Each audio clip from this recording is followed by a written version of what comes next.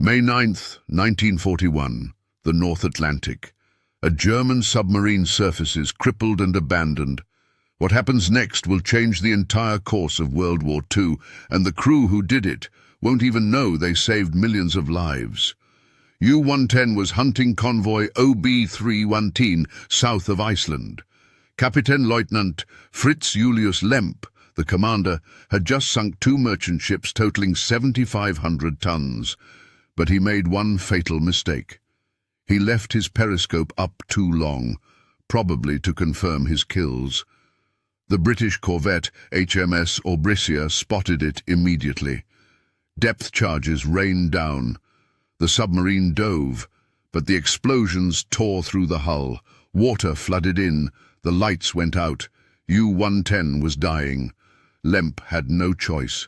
He ordered the boat to surface and gave the command to abandon ship. 32 German sailors scrambled out. 15 were already dead.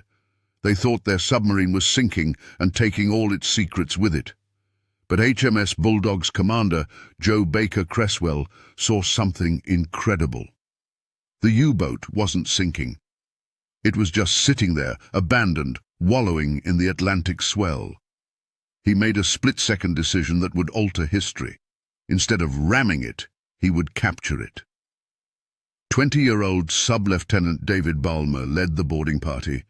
They climbed into the dark, flooded submarine, not knowing if it would explode or sink beneath them at any moment.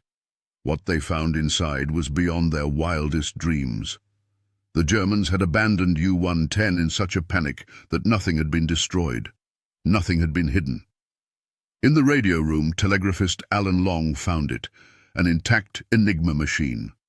The rotors were still set. The current code books were sitting right there. Charts, ciphers, everything. Balm and his team made multiple trips between the sinking submarine and HMS Bulldog, hauling out everything they could carry. The Enigma machine was the most sophisticated encryption device in the world. The Germans believed it was mathematically unbreakable. There were 159 million possible settings. Every day at midnight, the settings changed. Without the code books, cracking it was virtually impossible. But now the British had everything. The machine, the keys, the codes. It was delivered to Bletchley Park within 6 days. By the end of May 1941, Alan Turing and his team of codebreakers were reading German naval messages. Here's where it gets insane. The British Admiralty realized that if Germany discovered U-110 had been captured, they would change their entire encryption system overnight. Everything would be lost. So they made U-110 disappear.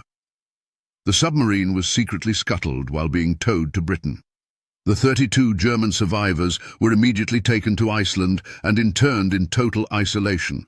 Every single person involved in the capture was sworn to absolute secrecy.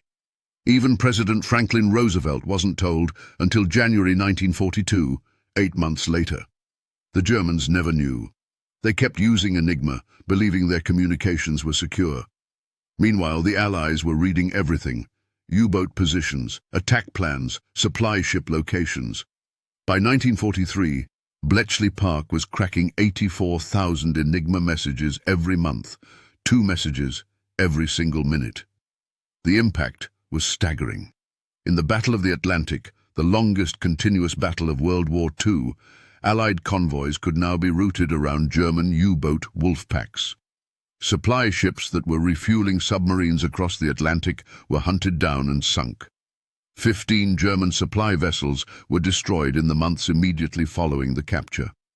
Winston Churchill later wrote that the Battle of the Atlantic was the dominating factor all through the war. Without the capture of U-110, Britain might have starved. The invasion of Europe might never have happened. Historians estimate that breaking Enigma shortened World War II by at least 2 years and saved millions of lives. And it all came down to one moment. One commander's decision not to ram. One young officer climbing into a sinking enemy submarine. One machine that should have gone down with the ship. Kapitänleutnant Lemp realized too late what was happening. He tried to swim back to U-110 to destroy the evidence. He drowned in the attempt. The secret of U-110 remained buried for decades. The crew of HMS Bulldog carried it to their graves, never knowing the full magnitude of what they had done that day in the cold North Atlantic.